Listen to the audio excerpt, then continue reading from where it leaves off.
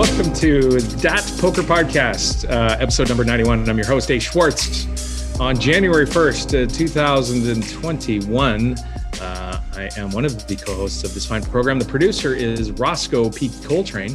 What in the world is going on? What in the world is going on? What's that background? That background seems familiar. I came down to Vegas. I'm down to Vegas. Sabat. You're standing directly in front of Daniel. Yeah. And Terrence Chan. Terrence T. Chan is in the hinterlands in British Columbia. Terrence, how are you? How's Christmas? New Year's? We'll get to all that. Give me the 12-second update. 12-second update. We had Christmas, birthday, and a New Year, very short period of time. Lots of people on Zoom singing back happy birthday, all completely out of sync because it's Zoom. Yeah, other than that, great. Just real happy you remembered your name and the name of the show, too. I'm just proud of you for that. That was 15 seconds. You've been docked 3 seconds from the rest of the show. Daniel Negreanu in Las Vegas, 12 seconds, go.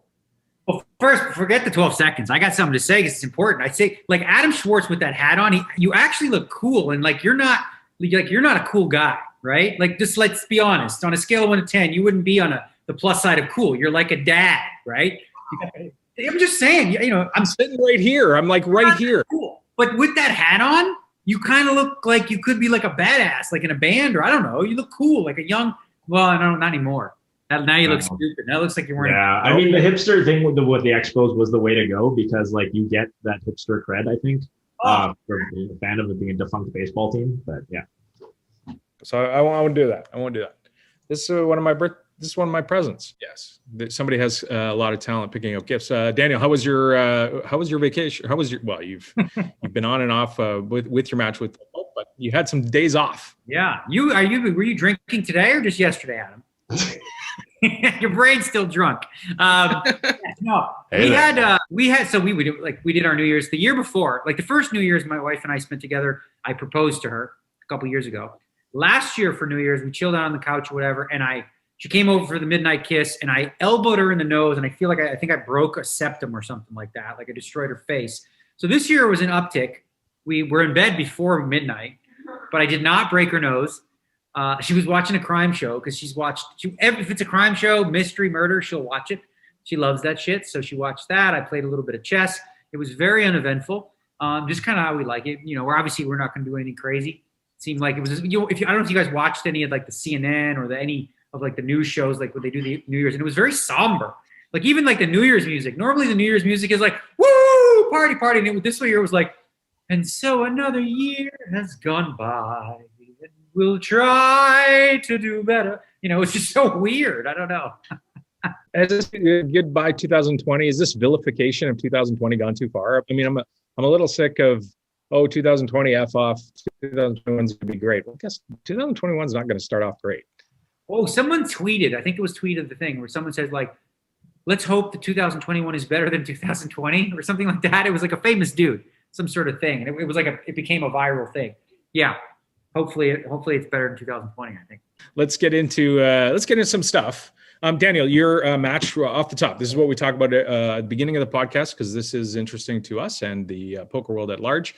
Your continuing match with Mr. Douglas K. Polk has reached the 12,500 hand milestone, which part of the conditions of the original bet was we're going to play 12,500 hands, reevaluate at the point. And I believe it was the loser or the person who was stuck at the time had the opportunity to bail at that point. Is that correct? Yeah. So basically we set up the rules where at 12-5, if somebody was getting smashed, they had the opportunity to wave the white flag, right? So for me, I could quit and be whatever. But for me, the decision was always going to be based on, how competitive I felt the match was, right? And we've broken down the numbers in previous podcasts, the all-in EV is 8 buy-ins. I'm losing at about 8.5 big blinds per 100 outside of that. And I feel like I've been very unlucky for the first 12-5. And it's funny because just reading the narratives of people, it's oh, dude, he totally hustled you into playing another 12-5 by bluffing in that last session. He's letting you win. I'm yeah, that's what happened. He's got a lot of money side bet on just winning the match. So he would be thankful if I quit today because I think, it locks it up for him. And the way that I look at it, he was able to win about 19 buy-ins over 12,500 hands. certainly possible, as we know. And I'm trying to map it out. If I played, 25 sessions, 500 hands each, if I were to average a buy-in win per session, which is obviously a lot, it's not going to be like a steady climb like that. I'd win the match. So in the realm of realisticness, whether or not it was able, whether I was too far behind, it seems reasonable. Like it sounds like a lot of money to people, because it's like, what, you're down almost $1 million, but it's like, it's not that many big blinds, right? In terms of it being insurmountable, So obviously I'm going to need to run good, because, you're not a favorite. Nobody's a favorite to win. Well, I guess it's not true. Over 12.5, there's a lot of variance involved, right? But like, no one at the start of 12,500 hands is like, I expect to win 19 buy-ins. Like, that's very, very difficult. You have to run way above expectation. I feel like I'm due to run above expectation. I don't know if that's a thing, but like I said, the all-in EV, that's half the deficit is just from coin flips like that. I've gotten the worst of, and the rest, I feel like it's just been there's been a lot of coolers. I hopefully, like, in the second half we have some sick coolers go his way, and we have a stretch run where it comes down to the last couple thousand hands. Well, I think it's been good for poker, and I think that was sort of your plan to do something that was fun for poker and get some excitement in there. And it seemed to come at a really perfect time, because not a lot happening in that sort of period where the match started. You were the story, gave us some stuff to talk about, which was cool. And I'm reminded of sort of the big rivalry that started all the shit talking that went, and I actually got a DM from somebody who wanted me to ask you. Would really be curious to hear from Daniel if he feels differently about Doug personally after interacting with him offline, etc. Many times people can grow to like each other through human interaction despite previous differences. It's interesting because when you had the first live heads-up match, everybody was expecting, there was this tension and this animosity, and then it was actually you guys were super friendly. Now you guys have been negotiating through this, texting back and forth. You haven't had any face-to-face contact, but you've battled it out in the trenches. Do you feel differently about Doug than you did, 6 months ago? Yeah, I think, we talked about this in one of our post games, and we both sort of discussed it because we were actually on at the same time. He came on with me, Hanks, and whatnot. And I think, from both perspectives, the level of respect has increased. I think it went a long way that, when we did play live, he wanted to make this clear that, he stands by the things, he disagreed with in terms of, the discussions we have about poker business or whatever, like the disagreements of whether or not I could beat 25-50, stuff like that. But he apologized for going personal, and he felt like, he self-admitted that, he went a little too far on some of the personal stuff. And again, we're going to agree to disagree on some of the stuff in terms of the way that it was phrased or whatever like that. But, we've handled it, I think, maturely in a time where, the whole world is divided. I feel like him and I have been able to cut through the bullshit, if you will, and, just fight like warriors, in battle, but also do it with a mutual, respect for each other. I think, him and his camp certainly didn't expect me to say yes to this match. And, the fact that I went through with it, a lot of these, a lot of people are, oh, he's never going to do it, and this idea that I was really never quitting at 12.5, guys, but it's fun drama, right? To say, oh, wow, look at this. What is Doug's strategy? Is he going to lose some bets back so that Daniel thinks he can win and blah, blah, blah? It's so stupid. And at the very least, my poker game has skyrocketed in terms of the depth of my poker knowledge and my ability to play the game. And that's going to help me long-term anyway. I tweeted this today, but it's really weird that playing all this poker, come here, give me a kiss. How about that? No, Prove I have what? All right. She said, no, she's not made up. My wife. She's not disgusting. But a byproduct of this, playing all this online poker, I haven't played a lot of chess, but I've been like screwing around a little bit here and there, chess and some downtime, and I'm way better all of a sudden without practicing. It's like my brain sees things. I'm really training my brain to react quickly, because when I'm playing these two-table situations and I have a lot of calculations to make, I just feel like it's been good for my, mental strength overall.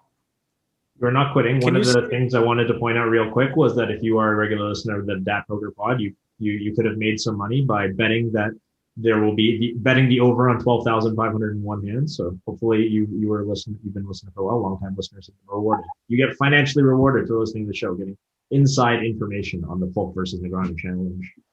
But you also would have bet that Doug was going to be best man Daniel was going to be best man at Doug's wedding. So I think that maybe you might still get that at plus 20,000. Get married, give it time. Who knows? Like, I don't know.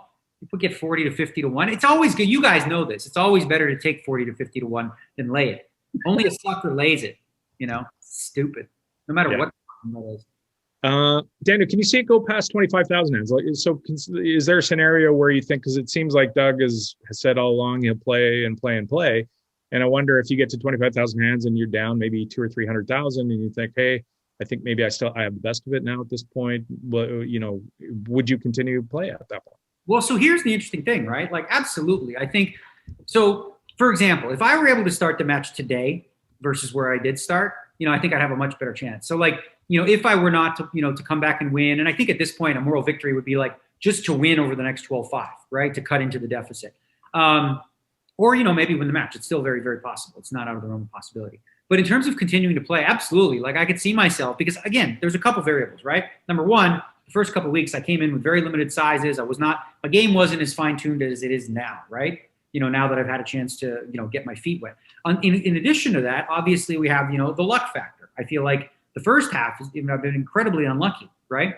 And I didn't, and he mentioned originally this, and I sort of didn't get it, but I get it now, that like 10, 20, 10,000 hands is not very much, It really doesn't say much, like, in terms of, skill level. I mean, obviously the better player is going to win more often than not, but even 25,000 hands is not that much. So I could see myself offering a rematch if I feel like I can keep it even and, it comes down to luck. And if not, I plan on playing other people, and next I've had already people offer me, say they want to play me a match. I could see myself playing heads up in 2021 a lot because I'm really enjoying it. Hopefully, somehow, like, if, everyone gets vaccinated or whatever, we can play it on GG Poker, which is a much improved product than what we're playing on right now, and would be a lot of good for GG Poker itself, to promote. So yeah, I could see myself, because I'm really loving heads up poker. I'm really enjoying it a lot. So, and learning it, studying game theory. I have this one guy on my Twitter. He's pretty fucking funny. I don't ever respond to him because he's kind of a little wacky, but he's like the anti-GTO guy. I don't know if you've seen, but if you've been following my Twitter at all, there's one guy who, anytime anyone says something about GTO, he attacks it. Like he wrote a book or something on the anti-GTO. He just built his bankroll up to $1,000. And I think one of his recent tweets is he's the foremost authority on poker theory in the world. He's like Socrates. He compared himself to Socrates, saying, at least I'm not being stoned, right? He tries to say stuff like, and he's serious too. He's not joking. He tries to say things like, trying to do GTO things is not working. Why don't you do things that are definitely the opposite of GTO and see how that works, right? He's like, GTO is not optimal. And I understand the theory, right? So what he's trying to get to, and I agree with this part, is game theory optimal play makes it impossible for your opponents to exploit you if you were doing it perfectly, right? But it does not necessarily mean it is the most profitable in all situations, right? If a GTO bot played against Ross and I played against Ross, I probably do better against Ross because I'm going to look at the things Ross does wrong and go, okay, well, Ross is just never calling on the river, so I'm going to be bluffing way more. The GTO bot's not going to do that. The GTO bot is going to stay within the realm of like GTO, but I'll look to exploit. So exploitative play is more profitable, but if you don't know what the game theory optimal play is, then you're not really exploiting, you're just guessing. You're really just guessing. You think, oh, Ross is folding too much. What if he isn't? What if he's actually, folding at the right frequency and you're just wrong? The only way you can know is if you understood game theory. That's correct. I was like, because you're wearing the Cobra Kai shirt, I like the fighting analogy is when you walk into a boxing gym and you've never boxed before, first thing they teach you is put your chin down, put your hands up. Keep your hands up. Every time you put your hands down, the coach, trainer, boxing trainer, going to yell at you. But you see guys at the highest level, they put their hands down all the time. They fight low in this stance, and it's because it's a trap. It's like, oh, I'm going to fight like this, and my chin is completely exposed on the side, but their head movement, their footwork is so good that you are not going to hit them in the head. And so and as soon as you reach trying to extend, they're going to pop you with 3-4 shots. And that's always the way that I think of this GTO versus exploitive dichotomy is always in that sense. If you were going to teach someone, who'd never boxed before, telling them to like have their hands around their waist like Roy Jones Jr., it's going to get them knocked the fuck out. But if you are an already elite level boxer, you just want to make a highlight reel out of some guy, you can do some funny things, put your hands behind your back, and it's a lot of fun when you do. Yeah, I think the best poker player is, and this is like a sort of going to be a plug at some point, but it's like a hybrid of GTO and exploitative play, right? So if you were going to teach somebody how to play poker, it's way more important for them to learn the game theory optimal plays, right? Then you can start to develop strategies where you're like, all right, I know I should be doing this from a GTO perspective, but against Terrence, he's a limit hold'em guy. That means he never folds. So we're going to cut some of our bluffs. We're going to cut like half of our bluffs because Terrence he's got ace high, and that's just see you at the river kind of hand. I don't get ace high very often. Right. But the key is if Terrence starts playing correctly in that line, right? Well, then I can go, okay, well, now I can go back to playing the GTO line. So what you notice, and people talked about this during a heads-up match, is you typically see where sometimes it's like, okay, player A is trying to exploit player B, and then player B notices, so he goes back this, and now he's exploiting player A. So player A goes, oh shit, I got to go back to GTO, and then this person goes, oh, I have to go back to GTO. So the whole idea is that you could start on different spectrums where you're trying to exploit, but the longer the match goes, the more likely you're going to be within the realm of like GTO without much exploit at all. And the bigger edge you have over somebody, like the more you should theoretically exploit them. But again, like I said before, if you don't know what the game theory if you don't understand how to apply game theory, then you can't really, you just don't know shit, basically. So I want to quickly just talk about this running bad portion of it, because the all-in EV is documented. You're down about 340,000 in all-in EV.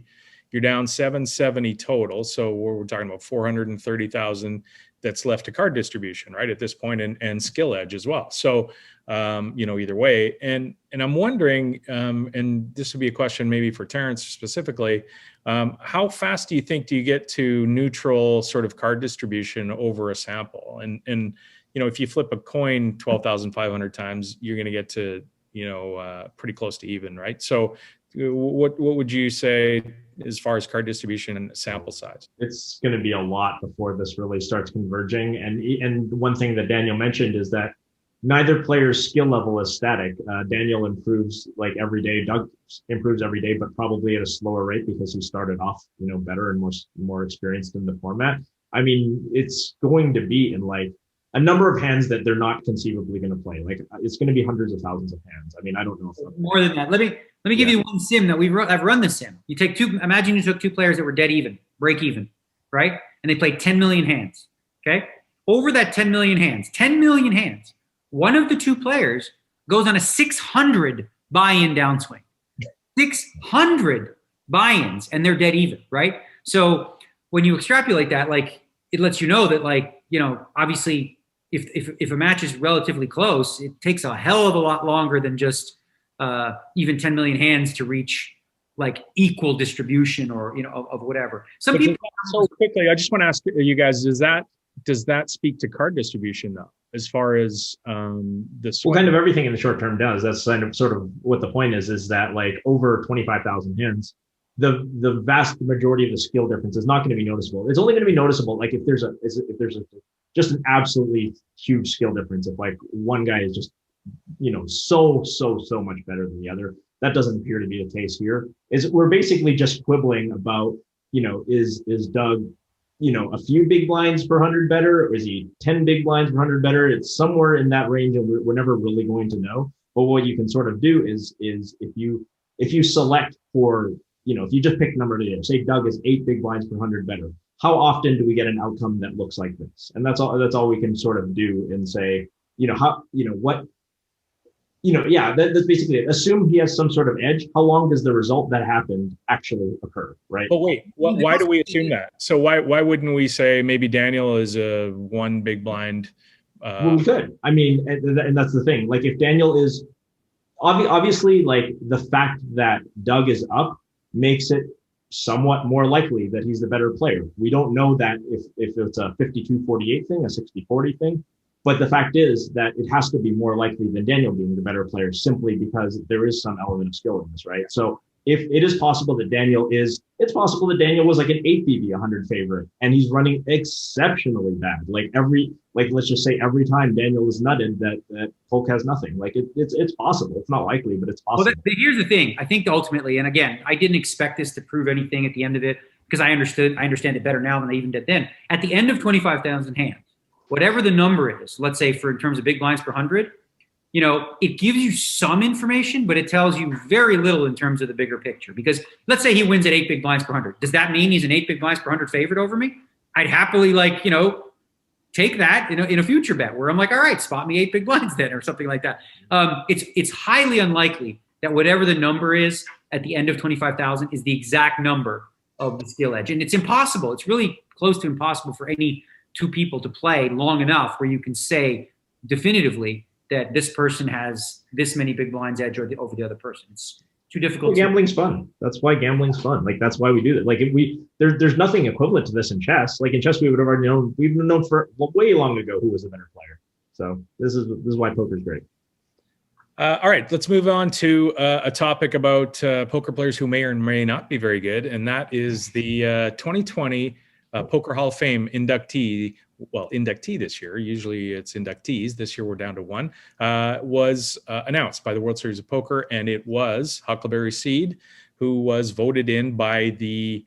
Again, we've moved from the current Hall of Fame members and some selected media members voting to now it's just the 31 living members of the Poker Hall of Fame that cast their votes. Daniel talked on an earlier podcast about casting all his votes for Isai Scheinberg. So I want to quickly talk about a few things. One of them, and I know Terrence and I get fired up about this every year, but the voting process has changed pretty significantly, right? So now we only have one person going in each year to the Hall of Fame, and also we only have the living members voting on it. And how the voting happens, for those that don't know, is each living member gets a list, and they write from 1 to 10. There's of who of the nominees should be voted in.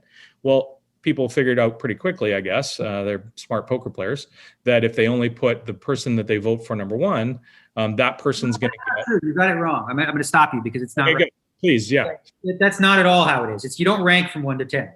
The way that it works is this: there are 10 nominees. Okay, you're given 10 points, 10 specific votes that you can spread however you choose to.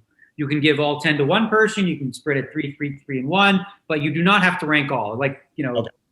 Yeah, just to clarify. So Good to know. When I get to the Hall of Fame, I'll definitely know that. All right.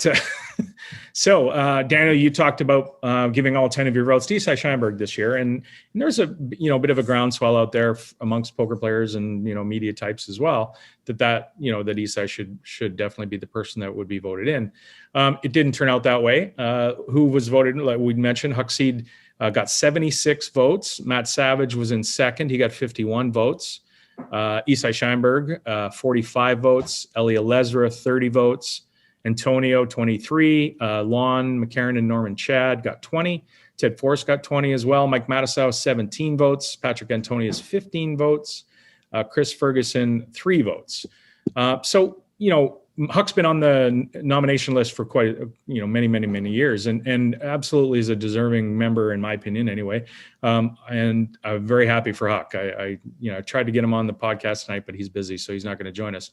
But first of all, so let's talk about the inclusion of Huck into the Hall of Fame. Terrence, what do you think about that? Yeah, I mean, you and I stand for Isai, and I think with good reason, as I think most poker players of our generation, especially people who made their living in online poker and appreciate what the, post Moneymaker era boom brought for poker. That being said, Huck is a fantastic player who has been around for a very long time. The 1996 world champion was, I believe, the youngest world champion at the time. Obviously, known for the prop bets, known just being for this amazing character who was like a poker player, but also like a kind of a freak athlete. Here, for those of you watching on YouTube, that's a little us getting in our grappling stances for our match. Super fun character. I think he's, if his career, like the sort of the pinnacle of his successes had been shifted like 6 or 7 years later, the world championship in particular, but the other stuff too, he would have been one of the biggest names in poker. And he's one of these people that if you're, a 25 to 30-year-old poker player, you probably don't know him as well as you do, other than the fact that he's got a cool name, he's got a reputation. But Huck, obviously, I think of the players on the list, I think he's probably, like, if you're going to induct a player, I don't think you can do better. I'm just looking over this list. There's a few votes in there that sprinkle, and I don't want to insult anybody here, but that's not, of the players, I don't think that's the order I would have chosen, except with the exception that Huckleberry Seed was probably deserved to be number one among the players there. Daniel? Yeah, I mean, as far as I'm concerned, Huck should have been in way before I got in. And I got in like 6 years ago. And he like when I was growing up in poker, like I basically like idolized. I mean, I looked up to him big time, right? First time I went to the World Series of Poker was 1996. Watched him at the final table a little bit, and it was just cool. And then like, you know, I started to become a part of that world, and I played with him at the same table, and we became friendly. We'd go out, you know, there was a couple nights where we would go out to the club, we'd get drinking, stuff like that. We go back to Bellagio, and me and him would play heads up, 2 and 400 stud 8 or better, just to like practice and whatever. I was actually learning, and he was teaching essentially, and I was paying for it because he's better than me. But I got better really quickly as I'm here. But he was always a guy that just when it comes to prop bets, there's like nobody on his level in terms of things he'd be willing to do. I remember one time I was at Budget Suites. He called me at like 9 a.m. Hold on, why were you at the Budget Suites? When I first moved to Vegas, like 90 year 2000, cool. I was staying at Budget Suites. So Huck calls me at like 9 a.m. and he's like, hey, I'm like, what? What's up? He's like, do you want to play like 50 cent a point backgammon? I'm like, what the fuck? 50 cent a point? Why would you call me at 9 in the morning asking if I want to play 50 cent a point backgammon? Well, apparently what he'd done was he was playing in a big game, you know, the big game, and, you know, he'd gotten staked and whatnot. And he officially had $15 to his name outside of debt, right? So he had this $15, and he's like, he was offering a bet. He's like offering David Gray. He's like, how much can I bet that like I turn this $15 into $1 million in 1 year without spending any money on anything else? So like he would have to like live off this $15 and try to like, so he makes this bet, right? And the next morning he's like, well, how the hell am I going to make this money? So his first thought was call Daniel, place backgammon with his $15, trying to double it to 30, right? And take it from there. But Huck was always an interesting enigma to me because I actually I watched a lot of he was like, and I think even guys like Chip Reese would say this, when he was at his best, he's so good, right? But he had like inner demons too, where he was a perfectionist, right? So I remember a time where I was talking to him. I was like, your A game is way better than everybody else, but your F game's not so good, right? And he had this mentality where it's like, if you're not going to play perfect, then what's the point, right? He was a real Mozart in that way, right? So if he wasn't playing perfect, he kind of just said, YOLO, fuck it, right? But, then he grew up and he's matured. And I do think, and I haven't asked him this, but I do think he does have some resentment for not being in the Hall of Fame earlier. And I think it's just because I think the way in which the Hall of Fame voting had been done in the past or throughout time has not always been good. Like Huck Seed's better than a lot of people that got in the list. I know we were talking before the show about, lists of people who should have been in, shouldn't have been in. Based on the criteria, the way that it was written, Huck Seed was a slam dunk, many, many years ago. So anyway, I'm happy to see it. I hope that he's, thankful that they finally got it right. But to your point, yeah, you did mention that. I think it's only this year where they're inducting one, and it was Hall of Fame members only because of not being able to meet. I'm not sure, but I hope that it stays Hall of Fame only because I feel like the media, a lot of them, and I sound like fake media, but no, the media a lot of times has an opinion based on like what sounds cool or oh shucks, he was a great guy, what a good ambassador, which has fuck all to do with having a Hall of Fame career. Just fuck all. Like absolutely no bearing whatsoever. So I voted for Isai, as I said, this year because I thought maybe this was a good opportunity to push for him, but happy to see Huck Seed go in and definitely deserving. I do want to, whether media or existing members get the final vote, we'll save that discussion for a second, but I do want to talk about the one inductee per year thing because I think a lot of the guys on this list are deserving. Ryan Dowd, old school grinder, had a fantastic point on Twitter. I'm going to read his tweet. And he says he's going to make an argument for getting rid of the one entrant per year rule. Savage, Isai, Forrest, Mattisau, Antonio Patrick all deserve to be in immediately. What happens when Ike, Galfond, Seaver, Mercier, Bryn, Rast, etc. turn 40 and there's existing backlog? Poker exploded around 2005 and there's lots of worthy people coming. And I can't find any argument with that quote, given that the number of people playing poker in 2005 was probably literally like 100 times, maybe even 1,000 times greater than it was 10 years earlier, and you do have all these tremendous superstars that are interesting. I don't see how you can go forward only inducting one guy a year and not having really egregious, like oversights, like the guys missing. Imagine Phil Galfond being 54 years old and not being in the Poker Hall of Fame. It's conceivable, Well, my idea is this, and I think this is a good solution. I don't know if they'll listen, but maybe they will. 2 players every year, always, right? No builders in that. No builders listed on that at all. Okay, it's 2 players every year. Every third year, 1 builder in that builder category gets in. So this guarantees that because I mean, you don't see builders get in very, very often. It's a rarity. It's typically players. But so that, because it's like comparing apples and oranges. You know what I mean? Like, how do you compare like a guy like Huck to a guy like Matt Savage, for example? They're very, very different. Like Huck's a top player.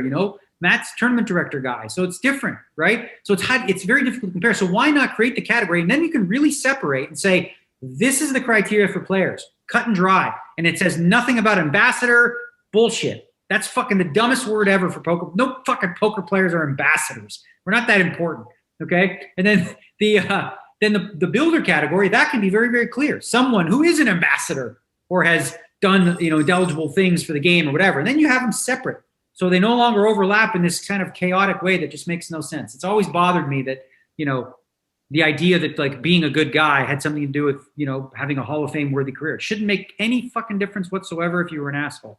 I like the idea of separating the players and the builders, because I think, if you look at this one, there's probably some vote splitting between Savage and Isai. Savage finished number 2 with 51. Isai finished 3rd with 45. There's a lot of people who may have split you gave all 10 years to Isai, but Matt Savage has clearly done a lot for the game. He's modernized tournament structures. He was founder of the Poker DDA, did a lot of really good stuff for poker in the last 15 to 20 years. But obviously different from Isai. So I mean, if you're a kind of guy who just votes a player, you're more likely to vote Huck because of his absolutely stellar career and his, all the gambling and prop betting that you've mentioned. Whereas if you're the kind of guy who weights these builder things, maybe you split your vote between Matt and Isai, and I think that's one, because if you gave me 10 votes, I'm probably putting all 10 towards Isai, but I would feel very guilty about not giving any to Matt. I have to tell a story about this because it's funny, because this is the first year, no one knew this. This is the first year where the Hall of Fame, like, they released the votes, right? It's always been secret. Like, no one's ever known the vote. So I won't name the person, but it's a famous gambler who is in the Hall of Fame. And he said, I'm in a real bad spot now. He said, I owe that Chris Ferguson, I owe him like $25,000. And I promised him, I said, don't worry, I'm going to give you all 10 of my votes. And then they released it, and you only see Chris got 3 votes. So the guy just got busted for bullshitting. I don't know. Funny. So, I mean, it's a questionable gamble, because you wouldn't be, how confident could you have been that Chris Ferguson would even get 10 votes? And then if you're Chris Ferguson, do you actually accept this payment? Do you actually think you're drawing? I mean, I guess you throw games and drawing live. But it wasn't acceptance of payment. It wasn't like, oh, the debt's clear. It was just like, listen, I'll do you a solid. Right. But I mean, up until this year, the votes have never been released. So why would you think he would? It was a free roll for him. It was a total free roll for him. He's like, oh, you know what? Because I owe you the money, I just want you to know I'm giving you all 10 of my votes. And now he's busted because it showed only 3. Adam, I want to ask you. I'll say it's probably a free roll for Chris too, because the 25,000 probably belonged to other people before he lent it out. So getting it back would be a free roll. That's a shots fired. That's a shots fired, right, Ross? Adam, I do want to ask you about the media versus existing members thing. Daniel's made his opinion clear. You've essentially been poker media longer than, and certainly any of us. Like, you've been doing this podcast for 15 odd years or so. What do you think is the role of the media in Hall of Fame nominations? Well, I understand Daniel's point.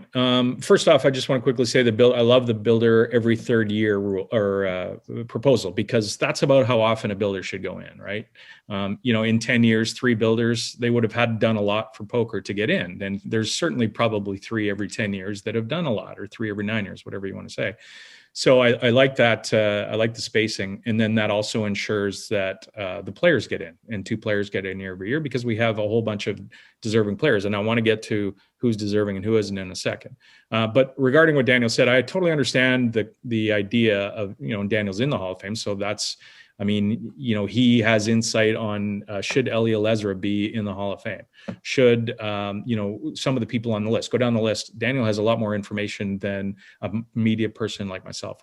But the other thing, the problem with that is they're not all like Daniel. the 30 people or the 31 people that are alive and voting have pretty distinct biases, right? And media might have some biases as well, but to a lesser degree. So if you take Doyle, for instance, well, Doyle, tweeted out that he gave all his votes to Elliot Lesser this year and said, because he's the best player, nicest guy I know or something. And MJ pointed this out and where we're talking about, he said, that's Doyle's criteria. It's the guy I know, right? This is the guy I know. So the problem there is, and then Doyle tweeted that I would have given some to Matt Savage if, and I'm blocked, so somebody sent it to me. I would have given my votes to Matt Savage if I thought he was in the Hall of Fame, or because I didn't know he was in the Hall of Fame, so I didn't do it. So I mean, Doyle thought Matt was in the Hall of Fame, so he didn't even bother looking over the people who were on the list to see, because Matt Savage is a nominee along with the person he voted for. But he couldn't be bothered to look at the list or know who was in the Hall of Fame before he voted for Elliot. Doyle's 87. I understand, but he also has a lot of pull, right, Daniel? I mean, it's widely known that he phones around and calls all his buddies and says, vote these guys in. Look at the people who've been voted in. The Texas Road Gamblers. We'll go through the list of Hall of Fame members, and it's a joke. Like, honestly, it's a joke. If you're looking at the criteria, back then. I think it's worse now than it was back then, because there's one other point that I would push back on is the idea that, like, the media doesn't have biases. The media has way more biases than the players, because there's one specific thing the media doesn't know. The media cannot distinguish who's a better player based on anything if they haven't played against them. The only people that can make that judgment fairly is your peers, right? The peers at the highest level. So if you think of Hall of Famers as like really top-notch players, and they say, oh man, this David Oppenheim, he's no joke. Elliot Leslie, he's no joke. Then, we have to give credit for that versus just some guy who writes for a gambling site and says, well, I've noticed his name in tournaments, because this is what's changed about the Hall of Fame. Tournaments wasn't really a thing. It was it wasn't really a thing. Now tournament prowess has become a thing, but like before, I made a stink for David Oppenheim, but it was like that type of player who was renowned as one of the best in the world is more and more being sort of shunned by the media because they don't know who he is. Like, they don't know who Mike the Hat is. Mike the Hat's a super high stakes player. They don't know who this guy is. They don't really know Michael Thuritz, high stakes killer and stuff like that. They don't know, but the guys on the inside, they do know. So I would say like a limited media vote makes sense, but these media votes, I would hope that they would actually follow the criteria, not just do it based on simply who they like or who they think is a nice person, because that's happened too a ton. I think the media vote makes a lot of sense with respect to the builders, because these are the people who cover the business of poker. They travel to the tournaments and the major poker events. I think the media will have a lot of knowledge about builders, and have a lot of things. And the one good side about having a media vote is that they are biased. Everybody has bias to some degree, but there is a little bit more of this attempt to research, because people who are in the media, they're journalists by nature. They're going to research. They're going to dig a little deeper. I think it makes sense. I think what Daniel makes sense. Like, they're not going to know whether Elliot Lesra or Patrick Antonius or Chris Ferguson was the more dangerous poker player, because they just, for the most part, some of them do. I'm one. I played against these people, but it's not to the extent of the people who are actually in the Poker Hall of Fame, obviously. Yeah. I get it. So I wonder if it's time to look at the current members of the Hall of Fame, and not saying the living members, but when you look back to the first group of people that were inducted into the Hall of Fame, there's some people in there that are in there for absolutely no good reason. And when we talk every year about, one or two, or, being proud of being in the Hall of Fame or being elected into the Hall of Fame, it's one of those Groucho Marx things, right? Like, okay, here's a group of people. Maybe if I'm involved, then, because a guy died at a poker table, or Nick the Greek played poker outside for 6 months or whatever, you look back and there's no symmetry with the quality of player that's going in now and the restrictions on the quality of players going in now to who's actually in the hall. So, maybe it makes sense. And people have passed away. I get it. But is it time for some other version of this? Well, it's like, I think I hear what you're saying and it makes sense. But like, when you think about it, this started out as like, there's really nothing, just like a mom and pop type thing. It's a small thing. And it evolved, right? It evolved into like the World Series of Poker and the television and all this kind of stuff. The Hall of Fame was just about, the only people that knew about it was maybe like 40, 50 guys in the whole freaking world, right? It was just like small way that we could, they could show appreciation for guys who they, thought were heroes. And I remember there's like a lot of different, there's Hall of Fame in Australia for Australian poker players, like they started and stuff like that. So I think to sort of agree with you on one thing is like continually looking to improve upon the process so that we see, you can't take people out, they were there. Maybe some are like, you look at it and you go, okay, that doesn't make no sense. But the only thing you could do is going forward, ask yourself, all right, is the criteria clear? And are people voting correctly based on the criteria? And my biggest concern was that was happening less and less over the last few years. And a big part of that was based on media who was thinking of it like as fame, right? The Hall of Fame isn't really about fame. It's supposed to be about quality of play, but it's easy to make that connection. You go, well, Hall of Fame, this person's more famous than this person. So, like Moneymaker was a perfect example, right? And I'm very friendly with Moneymaker. I like Moneymaker. And as a builder, I think there's a case to be made for, him to be in the Hall of Fame, but not inducted as a player because his career didn't have a Hall of Fame career in poker. He was a great ambassador. He's done a lot for the game. He's changed the game. He's a freaking legend. And I said that in his, going away video. But I mean, I think it's just unclear to the media. He's a slam dunk, right? But are you voting for him as a builder or are you voting for him as a player? I just think it's too cockamamie. That's why separating the two would be a lot clearer for the voters so that we know, okay, well, this is the third year. So now we got to pick between Matt Savage and Isai Scheinberg and Bruno Fatoussi and whoever else is in that builder category. And otherwise, we just focus on, okay, who is the kick-ass player and who do we think goes in? Yeah, then it seems like even limiting it, if it's going to be members only, surely 30 members can get together or, communicate some way and just vote in the people that they think are not in the Hall of Fame right now that should be. Like, what's the difference if it's 5 people or 2 or 7 or whatever, right? One other thing too, sorry to interrupt you, but like one of the things I think is like, I get it. I agree that we should have more people, especially because of the reason Terrence mentioned that there will be more and more coming. But part of what makes the Hall of Fame special is that like, it's hard to get in, right? So like if everybody who's been, a player gets in, then it kind of gets even more silly. So there's probably a happy medium, right? Where one is just not enough because there's, like you said, too big of a backlog. But, I don't know. For me, 2 feels like the good sweet spot. But if you start to go past that and you did like 5 or 10 a year, all of a sudden now you're going to get like, you're going to get freaking Alan Kessler in there, right? He's on his way. Hall of Fame, here we go. What category would the chainsaw be? Definitely not a builder. Definitely not a builder. Too good. All right, let's move on from the Hall of Fame. Congratulations again to Huck. Fantastic. So happy for him. The man, just quickly, I've had some interaction with Huck and spent some time with him over the years, and just a wonderful human, just a guy I love spending time with and happy to be in his, around him, to be able to talk to. He's just one of those really interesting people to talk to all the time. I mean, obviously everybody has their bad times, and I'm sure, somebody could say something about the time he did something at the table. But if you spend some time socially at all with Huck, he's a fascinating human.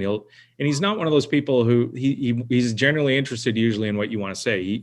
He'll process it and have a real conversation. And you don't have that a lot of the times with people. And Huck's, and Terrence, you mentioned freak athlete. I'll never forget watching him and Kyle Wilson play 2-on-2 basketball with two other really good basketball players, and just watching Huck play 2-on-2 was ridiculous. I mean, the guy is. I got 2 Huck stories I got to tell on the back of that too. Yeah. I played Huck C for $10,000 basketball 1-on-1. Why? What kind of a spot? I got spotted 11-0, and I got winners and losers outs. Okay, David Oppenheim bet on Huck or whatever, and I'd done this challenge with a tall guy not too long ago, and I won. So I was like, well, fuck, I can do this. I beat the guy pretty easily, right? And I'm not good. But then I didn't realize that Huck is not only huge, but he's awesome. And he was checking the ball to me at the 3-point line. He was on me like this. So the final tally ended up being 21-11. And the number of rims that I hit, meaning the ball, when I shot up the ball, the number of times I actually hit the rim was a grand total of 0. I was going to say, did you even get a shot off? Before you finish the story, I was like, did you get a shot off? I was able to hit the backboard with some fucking doozies where I was just hoofing him over his face, whatever, but I could not get to the rim. The other story I want to tell, just that sort of like exemplifies Huck's brain, because he's just a weird guy, right? Like a savantish kind of guy. It was me, Prahlad, Evelyn, and him, and it was after a session at Bellagio where that little garage used to be on the east side or whatever, and we were just sitting there talking, and early on in the conversation, Evelyn says to Huck, she's like, Huck, you need a haircut. He doesn't respond, okay? we start, we're talking about this, we're talking about poker, talking about this. We probably talk for like 45 minutes, right? 45 minutes later, there's like a little pause in the discussion. He just kind of looks down. He goes, yeah, I do need a haircut. Like, where the fuck? How long was that sitting on the back burner of your brain where 45 minutes and all these freaking different offshoots of conversation, you still came back to finally answering the question? That's great. I feel a lot smart. At least I had the intelligence to compete with Huck at my own sport. You managed to pick Huck's actual sport and to try to beat him. That's pretty impressive and ballsy. Like Schwartzy said, I remember watching him too one day when all the UNLV basketball players who were UNLV, the UNLV college team, Huck Seed was playing with them, right? And we were watching, and Huck was like 31 or 32 at the time. He was dominating.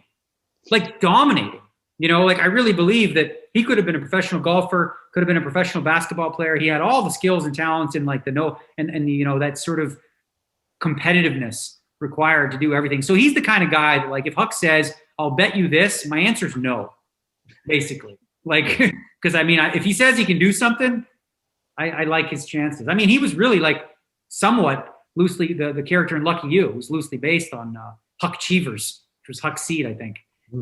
It's an absolute shame that, Adam, you weren't able to get him for this. Because I'd love to ask him, because I think a lot of people share that opinion that he could have been a professional athlete, why he ended up choosing the lifestyle he did. And hopefully one day we'll get to have him on. But to Adam's point, yeah, like a guy who definitely, you can see I was actually a little surprised when you'd mentioned that he was sort of pissed off to not having been chosen for the Hall of Fame, because the fact that he kind of didn't return Adam's call suggests that he's never been a person to seek the spotlight at all. In a time, he was a professional poker player in a time where professional poker blew up. He could have cultivated his image and been as big a star as, say, yourself, Daniel. I think, he definitely has the compelling personality and all this interesting stuff that he has, but he never sought the spotlight. Sorry, I got so many stories. It's coming back to me now with Huck Seed. I remember me and Huck Seed were sitting on the curb in the dirty downtown right outside of the Binion's Horseshoe. Okay. This was early on. Like, he'd already been the world champion at this point, obviously. And Geraldo Rivera was there interviewing poker players. So like one of the floor people came and asked, like, if me and Huck wanted to be interviewed. And I was like, this seems like a good opportunity, promote. And he was just like, yeah, I don't really want to do it. And it's like, you want to do it? And I was like, well, if Huck doesn't want to do it, then I don't want to do it. It was like, I had to be cool, right? In the moment, I'm like, I had to act like, no, I don't want to be on Geraldo Rivera, even though I watched the show back then. But he was, like you said, just to your point, like, never like a guy who was, it reminds me of Phil Ivey a lot in that way too. He was never a guy like drawn to limelight or attention or anything like that. Yeah. And you wonder, right, if how different it would have turned out for Huck if he would have and tried to embrace every opportunity that he would have got along the way, right? Because he just didn't. And even this, when I texted him, he said, yeah, I'll do it if Terrence will fight me, which is just awesome. That's typical. You must have listened to the last show. Yeah. So anyway, yeah, no, congratulations to Huck. Very, very happy for him. Hope we get to 2 next year. And I hope Isai and both Matt Savage find their way in at some point because they both deserve it. And there are, like Terrence said, there's more deserving guys coming and on the list. So, all right, let's move on. Chris Moneymaker has left Pokerstars as one of their ambassadors, Daniel's favorite word, after 17 years with Pokerstars, longer than Daniel even. I think he was the longest serving Pokerstars ambassador by a long shot. It's this trend with Pokerstars, Daniel included. They've moved away from this model of ambassadors and such, and rescheduling we're redoing the way that they approach marketing within Pokerstars as far as the pro model. So I think that's sort of, I hear you, but I think like it's important to know too, like it's not simply Pokerstars saying, we're doing this. It's decisions made by a Moneymaker. I've spoken to him about it, and he just chose to move on. His contract is up, and now he's got another opportunity lined up for him. So it's not simple. It's not as simple as, Stars is going into, although it seems like, I agree with you, it seems like they're headed that way where they're less and less involved. There's certainly, when you look at the team, I saw someone, Max Silver posted up where we started and where we are. And it was like 120 ambassadors or whatever you call them. And now there's like 7, so it definitely seems like, that would be aligned with the trend. But there are 11. How many do you guys think that you can name between the two? I have it pulled up right now. I mean, Daniel's gonna have a little advantage. He was teammates with a lot of these Let me people. see if I can get a couple. Jen Shahadi. I'll be impressed if you can get to 5.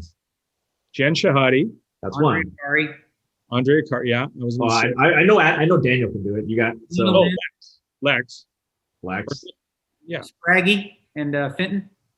All right. I knew Daniel could do that. I wanted to see if Adam could get to 5. Yeah. So you got Selena Lynn. Be like a Romolos, Kalidos guy. Something. Yeah, the guy who won the PCA, Ramon Colli. Yes. Selena Lynn is probably the longest serving one at this point. I mean, her or Andre have got to be Muskan Setti. I don't know who she is. Oh yeah, of course. I met her. She's cool. Okay. Felix Schneiders, Finham you mentioned, I think. Arlie Span you mentioned, and Mason Hughes, and I'm not sure who that is. Arlie Span, yeah. So great run for Moneymaker at Pokerstars. Obviously, did so much for the game. So moving on, we'll see where he lands up and his further opportunity that Daniel was talking about. Maybe we'll hear about something in the near future. Yeah, I mean, it's I just want to touch on the Moneymaker thing for a second because I was briefly a Stars employee at the time of Moneymaker's win. I was watching it late night with Mark Scheinberg. We were watching it on our big screen when this happened. Obviously, we knew what that meant for the company at that time, so it was amazing. I got to know Chris a little bit over the next year and a half, even though I wasn't working for Stars. His career arc itself, I think, has been fantastic. Like you mentioned 17 years, and it's been a hell of a 17 years because he was a guy who won the World Series of Poker. I think he was 27, I want to say at the time. And everybody knows the story, not just of the satellite, but the fact that he wasn't even going to play and he sold half of his action, and he was basically like in a lot of sports book debt at that point, and this totally bailed him out. And through that period, he kind of that early period, there was a sort of a lot of like living like a rock star. I just won the World Series of Poker. He's always a fun guy, but he enjoyed he liked to drink and party, and he liked to gamble, and it was a lot of fun. And then at some point, Moneymaker sort of became the sort of the family guy. It was interesting to sort of watch him settle down, and I think this is the end of it. I think part of probably Daniel probably knows him better than I do. He said you mentioned you spoke to him. I would imagine some of it is even as COVID took away travel options. I mean, I imagine his travel schedule was a bit rough. I remember seeing him in places like Asia and Australia, where I don't know if he was super excited to travel and go to all of those places. As he hit sort of like his mid-late 30s and early 40s. But yeah, like his career arc has been interesting. He's a family guy now, and I'm sure that's part of his decision to walk away from renewing his contract. But what an interesting and compelling poker career. Daniel mentioned that in terms of accomplishments, it's not a Hall of Fame career. I mean, he won one main event and not a whole lot else aside from that. But he had tremendous fun along the way. Allegiance fans ever heard of fans say anything negative about him or another poker player say bad things about him. You look at the responses to the official Pokerstars tweet, the nothing full of praise for one of the guys that I think we've watched him grow up in the game in a way, and I think now is one of the true real gentlemen of the game. Agreed. All right, so moving on, the $10,000 main event World Series of Poker, the American version of it, the GG Poker version of it, of course, Damien Salas, we talked about, won that, and he is traveling to Las Vegas, to the Rio, to play in the Heads Up $1 Million free roll for the bracelet tomorrow, and he's going to play Joseph Ebert, Hebert. Hebert. He won the the old Ducks goalie, D.A. Bear. D.A. Bear, yeah.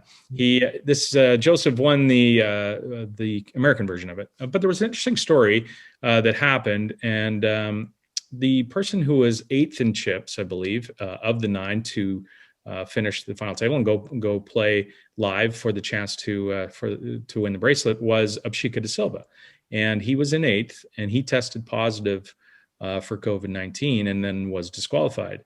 And there was a pretty big outlash at the World Series of Poker on, hashtag poker Twitter, and gave the World Series, what for, as Brad Pitt would say.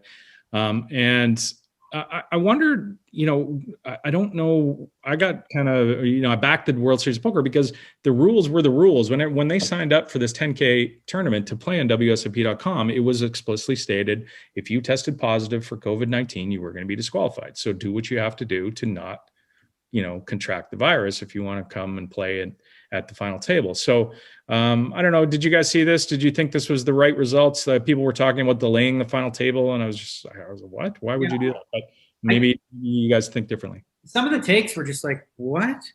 So I was really confused that people could go here because so the question, imagine what would happen if the rules were stated that if, someone got COVID, they were disqualified. And what if World Series said, actually, we are going to change the rules that you all agreed to play on, and we're going to give it a day or two until he's over COVID, and we're going to postpone it so you can all play. Or we're going to give him this kind of money, or they're going to do anything other than what you posted as far as the rules. Now, if you had a complaint with the rules, totally fair to have a complaint with the rules. You have to do so before the tournament starts, not when it happens and then say, it would be great if all the players boycotted and, didn't play. But that's not fair to the players themselves, right? Because they all went through, I mean, I'm not saying that, Pesh did anything, recklessly, but, they all went through whatever quarantines they had to maintain and make sure that they didn't get it. So it'll be unfair to just make amends now or just do this guy a solid, especially when you're talking about a lot of money on the line. So it's an unfortunate situation. It, obviously you don't like to see, you hate to see it, but ultimately I think there really was no other option. What did you expect? What did you expect here? They literally wrote out the rules and it was clear as day what it meant, and he unfortunately got COVID. So what their hands were tied, anything other than what they did would have been worse, right? How do you justify that by saying, no, you know what?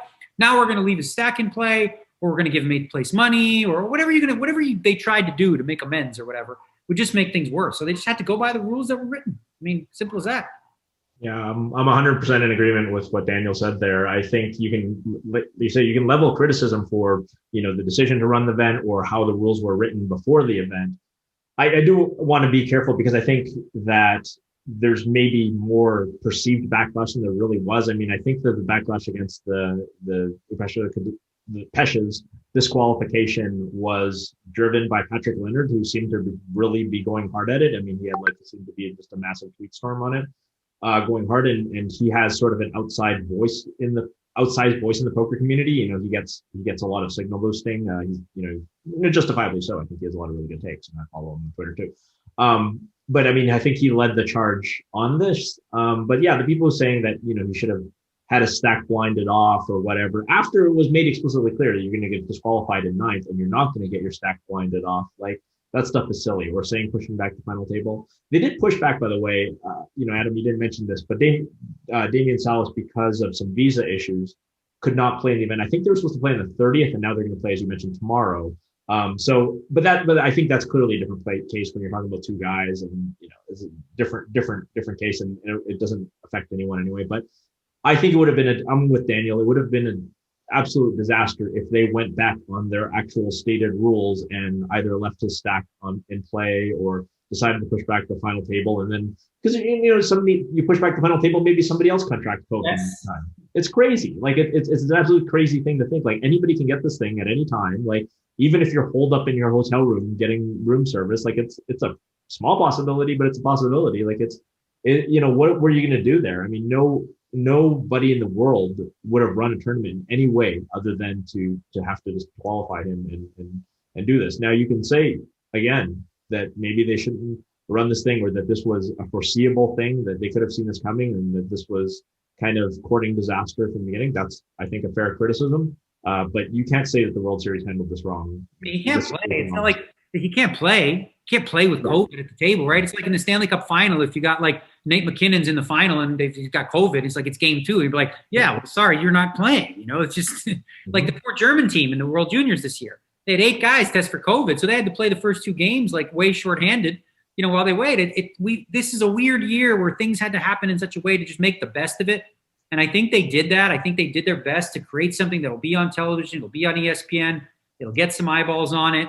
So overall, I think it's a good thing. It's unfortunate anytime something like this happens. It would have been awesome if it went off without a hitch, but, shit happens. What can you say? Speaking of poker on television, High Stakes Poker Season 8, Episode 3 has been dropped over at Poker Go. And not sure if you guys caught it, but I watched it because I didn't want to be fucking shamed this week. Yes. I watched it because I didn't want you guys to fucking be on me this. I almost did. I was in the middle, but I had shit to do. I was been studying and doing other stuff. No, I'm going to give you hell for it now. Terrence, give it to him. Give it to him. I know. I'm just spoilers coming. What are you doing? What are you doing? All right. So there's a couple of good things. Terrence, I'll talk to you about it then, because there's one line that I just loved. I love JRB at any televised table. It's great television. And he's on the river. The board's ace, ace, king, jack, I think. And JRB has an ace, and Tom Dwan's out of position with a king. So it's ace, ace, king, king, jack. And there's like 90,000 in the pot. Tom checks, and JRB bets 20,000. And Tom's like, oh God, obviously here's 20,000. Calls him and pulls it. He's pulling in the pot. And JRB goes, always bet the math guys. Always value bet the math guys because they can never pass up 6-1. That's best. Correct. That's true. I thought JRB played really well, and all the hands he played. I mean, he obviously, I think, ran pretty good too. And most of these big hands where he made like the aces full and stuff like that. One thing I wanted to mention, because you guys were talking about commentary last week, and I know you guys are, big Gabe and AJ fans. I didn't like Gabe really this week. I thought it was a bit outdated. I mean, obviously, like, you don't listen to Gabe for the analysis. He's not going to be Nick Schulman or anything like that. I just thought it was a little bit weird, like when he was making decisions on whether plays were good or bad. I mean, I don't even remember who the opponent. Are you thinking about the ace king hand where he goes, I agree with the ace king, because it was Bryn called with ace king. Remember that?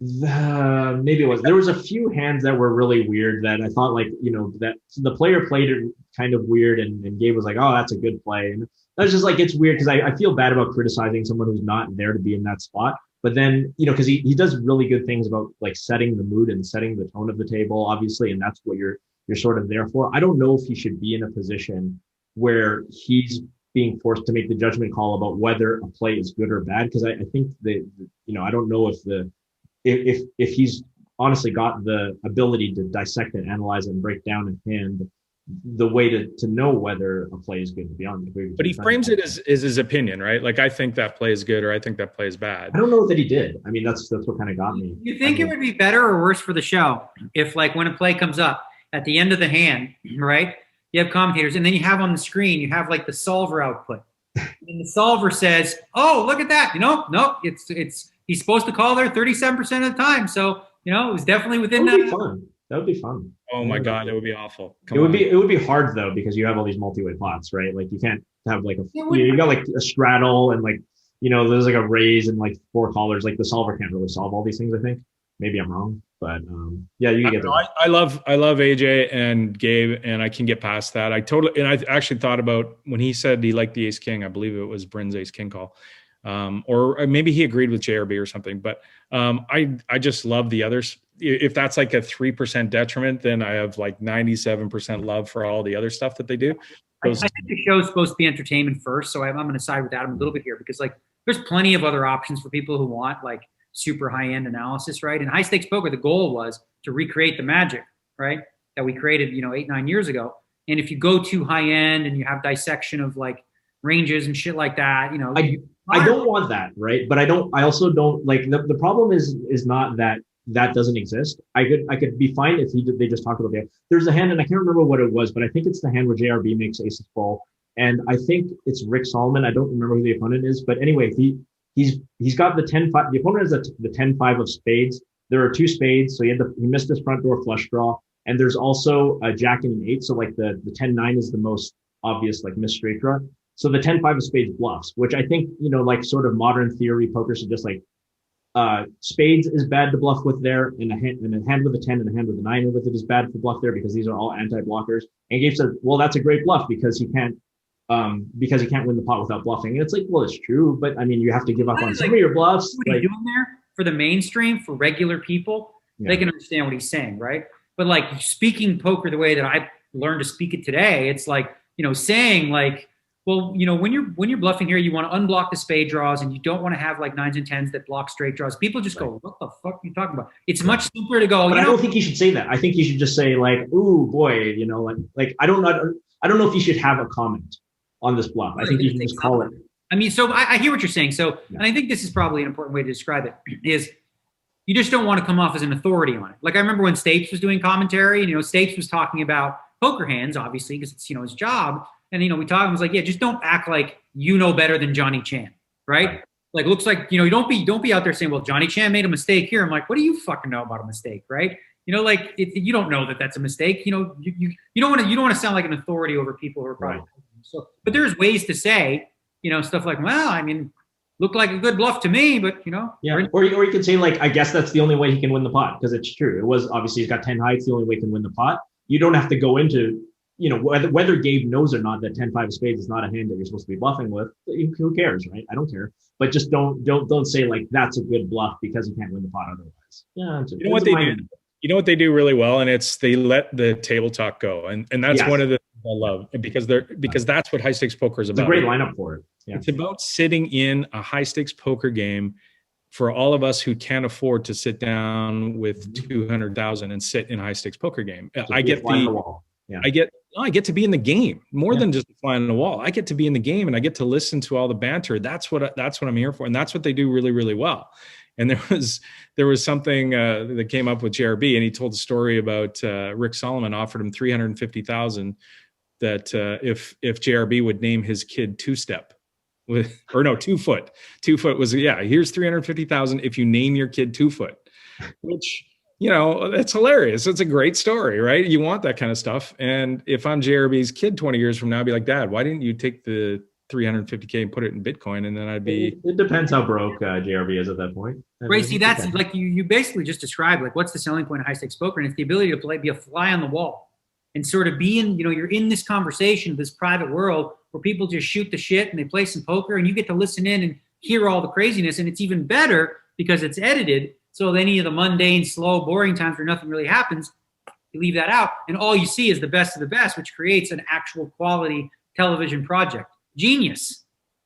It is genius. Poker Go. Head on over there if you want. Also nice to see like poker not being played all that well. Like as somebody else mentioned, I forget who it was. They put it on Twitter. Like part of the allure, I think it was John Aguirre, of the old high stakes poker is that just people didn't play very good and nobody knew what they were doing.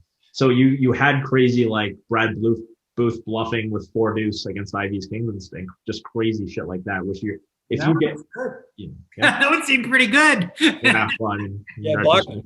Now you have Rick Solomon calling every bet before the flop and getting to the flop and then deciding there, right? I mean, this is similar. It's great. It's awesome TV. It's great to see that like a parallel universe exists where we know there's super GTO wizards playing super high roller bowls and blah blah blah, but then this world still exists too, where cash games with straddles and restraddles and people playing goofy and fun or whatever, and like both can thrive, in different environments. And you do see a couple GTO wizards playing in there, but even they understand, all right, well, I'm playing in this game. If I do what I would do against, other players as good as me, then I'm not going to be able to play in here. So they've learned to, do some funky things and get involved and gamble a little bit. So it's good to see both can thrive, because I think like it's far more appealing for people to watch what we're seeing now with this sort of high stakes poker style poker versus, the 30 seconds to check. Like you check call on a king 4 flop and the turn's a deuce and you take 30 seconds to check. Fuck you, dude. Yeah. Seriously. So I assume all that stuff's edited out too. The hands seem to play very fast on high stakes poker. I don't know if they're being played at real speed or if there's any editing out of tanking, but if not, people were playing very fast. All right, let's get on some tweets. You're going surfing on the internet. I got first, and it's about the newest Hall of Fame inductee. Daniel had so many stories. I bet if we think about it a little longer, we'll all have some more stories. But Len Ashby at Zen of Len had a fantastic one, which I love. This was actually before the voting happened. So he'll write on December 18th. Rich Alati was doing a bathroom bet years ago. Of course, people know about these bets of how long you could stay in a bathroom.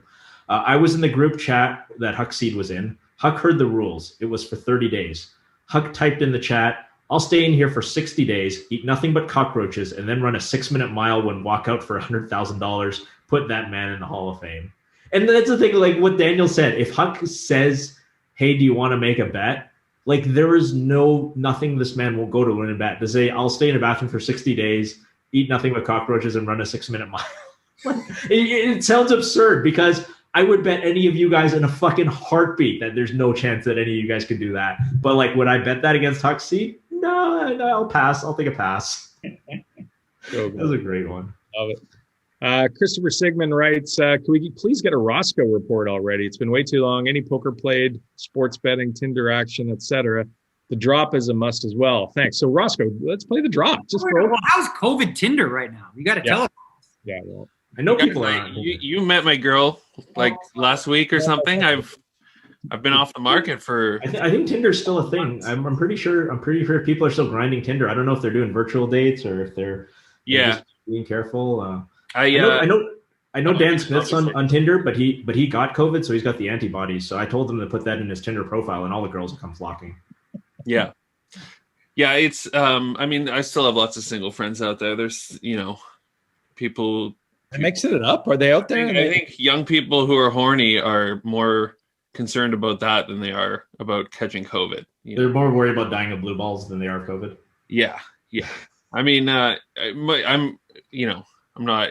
I just turned 30, so I'm not hanging out with college kids anymore. But as far as I can tell, people are going to do their thing, which is unfortunate in some instances. But it's a free country. All right, maybe play the drop at the end of the show so that they can hear it. Okay, it is quite long. I'll play it for him. I'll play it before the extra music. In terms of, I haven't been playing poker that much since the sports restarted, but I'm just working a lot. There's the Ross report. Love it. Riveting Ross report. Yeah.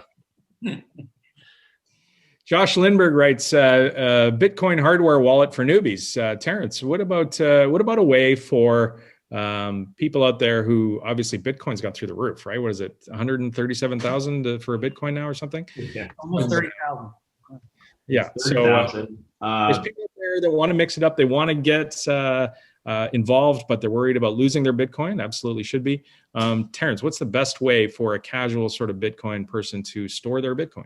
I mean, I don't know about best, but I mean, cold storage wallet is the way to go. I think Ledger, I don't follow this stuff. You guys, you always think I'm some sort of like crypto nerd, but like, I'm not Timex or Jason Moe or anything like that. Like, I have a Trezor. I think most Trezor is probably fine for most people. I think there was some sort of issue with Ledger security this week. So that's as far as I know, go Trezor, have a passphrase, store it somewhere secure. Don't store it online. Don't store your Bitcoin online, whatever. That's all I got. I got a Trezor. It seems fine. It's scary. I have Bitcoin too, and it's scary. It's like intimidating because there's a few things, right? Obviously, the fear of like you said, if you keep it online in a wallet, getting hacked, right? Then the other fear of like, okay, so you put it on a Trezor, which is a small little thing, right? And then you're like, well, what if I put a lot of money on this little freaking thing, right?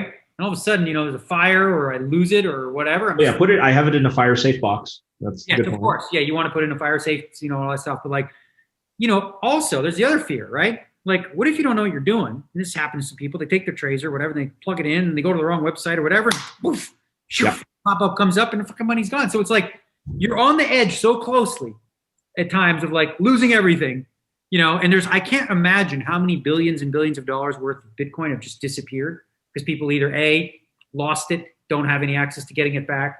So there's like all these cool benefits, but at the same time, like people use wallets like Coinbase or CoPay, which are relatively easy to use on your phone, which again seems okay, but I guess if somebody hacks them, and I don't know. Yeah, there's always a trade-off, right? So the trade-off is always convenience versus security, right? So the more convenient something is, the less secure it is, right? So if you have stuff installed in your phone and it's it's convenient, but it's not that secure. If you have your Trezor locked in a fire safe box, buried 10 feet under in your backyard where nobody will ever get it, it's very secure. But God help you if you need to go to GG Poker and try to, blast off 3 binds in the 5K like I did last summer. That's, you got to like a reasonable approach for, I don't know how much you want to put on there, but like a reasonable approach, and I know a lot of people do, is they'll have on their phone a nominal amount for just transactions that they want to have. And then the brunt of it, they have like in a secure place. So then if they run out on their phone, they go to their, big boy, Trezor thing, put some more on their phone. So it's kind of like your own bank. So you can keep like the majority of it secure and then a portion of it, YOLO. Kind of like putting money in unregulated sites. Just yeah. Well, it's like, a similar analogy is like you keep most of your money in the bank, but sometimes when you leave the house, you have $500 in your wallet. And that's because you don't want to have to go to the ATM literally every time you need cash, right? You usually don't walk out of the house with $0 in your wallet because it's going to be slightly inconvenient if you suddenly needed 100. So this is just like, obviously you're not a guru at this shit, right? But would you think if you were like a random person like that says, I want to put $10,000 in, would you encourage, if they were going to do that, would you encourage them to buy now or to wait? I have no idea. I don't tweet at Mike From what I read on Twitter, and that's why I bought some Bitcoin, is I just constantly saw Mike McDonald and these people just saying like it's gonna go to like 100,000, 120,000. So I was like, all right, I'll people made fun of the people who bought it at whatever the top 17,000 or whatever it was in 2017, and like those people have. Like the people who bought at the absolute top of the last 3 years are I remember I put a big chunk in when it was at 16.5 and it was like the high point. They went all the way down to 3,500. Yeah, you felt like a sucker. Yeah, but you're like, oh shit, you feel good. Fuck a bunch of money, I remember my Bitcoin story was my guy was at the World Series of Poker. I saw all the nerds, Max Silva, everybody talking Bitcoin. And it was like $800 at the time, and I was like, why don't we buy like 100 of those things? Just I don't know what the fuck they are, but beta coins or whatever the fuck they are. Be it beta coins. And he's like, well, we'll wait and find out when a good time to buy is. So like we wait till the World Series is over, like 2 months later. And they went from like 900 to like 8,800. Like I bought, I bought in like you missed like a 10x over that short period of time. It's like everyone. This is the hard part with Bitcoin. Everyone has a story where they're happy that they have Bitcoin and it's going up, but they're also tilted because they could have had so much more. Like everyone has that story. Yeah, I bought Bitcoin at 350, and like the only reason I didn't buy more was it was kind of a pain in the ass back then. Like I was literally walking with cash it was in Hong Kong. It was actually a little easier than most places. Walking to the store and converting and putting in my online account and then buying it and then transferring. It was like kind of a pain in the ass, and I just got tired of doing it. Like, obviously Bitcoin was 350 back then, so I made a great investment. Then great. I mean, I spent some of the Bitcoin over the period of time. Like, I used it to deposit on GG Poker in the summer to play the Summer World Series, and lost some of it there and used it to buy other stuff. But overall, can't be unhappy. Like I've made I could see a future gigantic profit.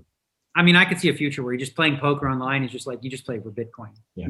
Seals with clubs. I mean, Brian Micon was so far ahead of the curve. I don't remember when Seals with clubs was 2013, 2014. Unfortunately, he got raided and shut down and everybody's lost that money. But when Daniel mentions all the billions of dollars that have just been completely lost, like Seals with clubs is that nobody will ever access that money again. There are probably multiple millionaire poker players like who are playing small stakes at that time. Like, they might have been playing the equivalent of like 2-4. Yeah. And that Bitcoin is now literally worth millions. I was watching the election coverage with them, and they were talking about playing two Bitcoin, 4 Bitcoin. Right. Would be like one of the biggest games ever now.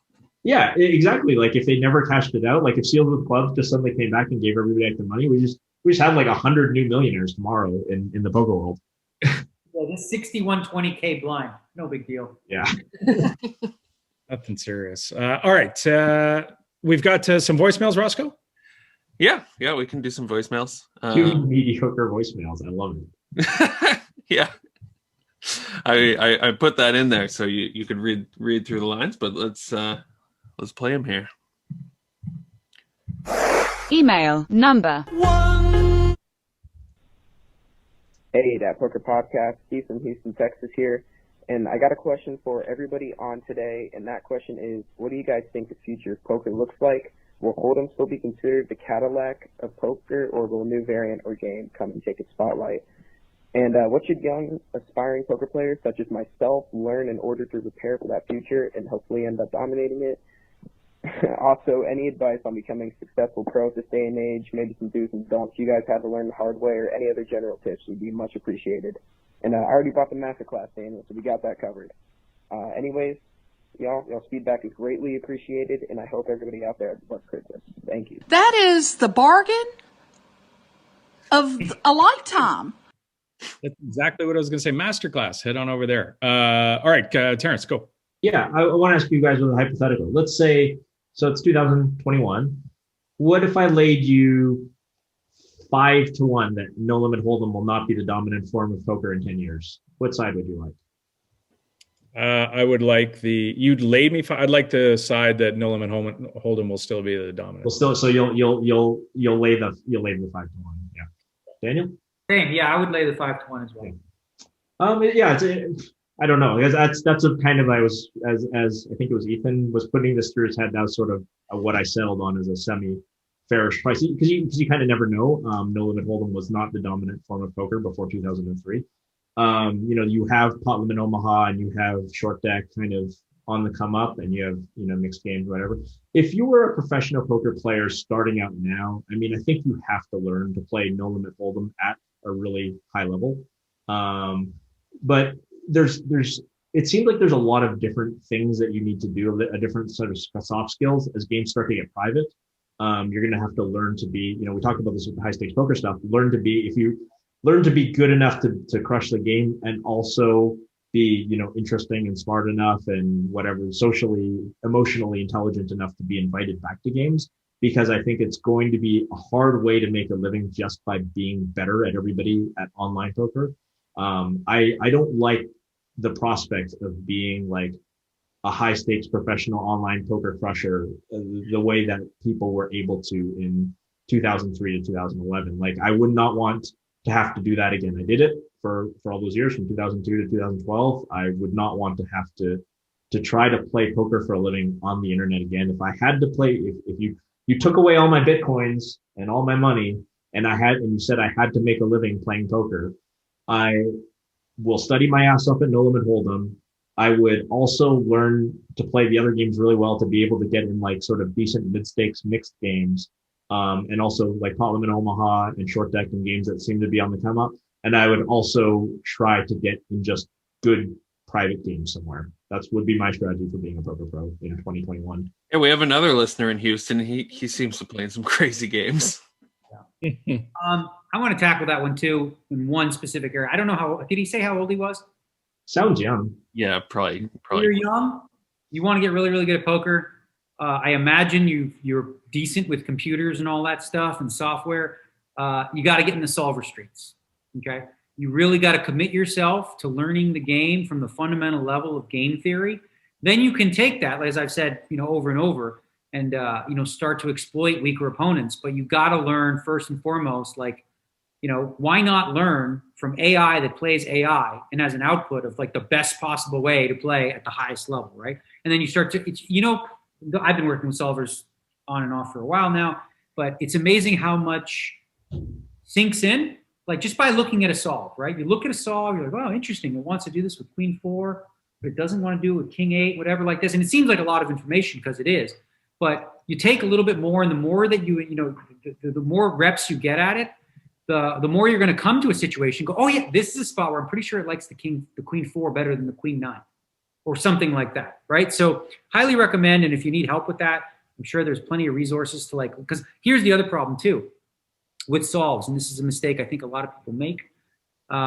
When you are doing solves, you have to really, really learn how to do them correctly, because if you're doing them incorrectly and inputting the data incorrectly, you will get incorrect data. Right. So if you're not putting in the right ranges, you're not putting out the right, betting options, things like that. But whatever you do, the more you get into that world, you'll start to learn how to think about the game at an advanced level. You said you took my master class, right? So, what you know then is like first and foremost, fold frequency, which is a question I asked on Twitter and people got wrong. Even smart people got wrong. It's so stupid.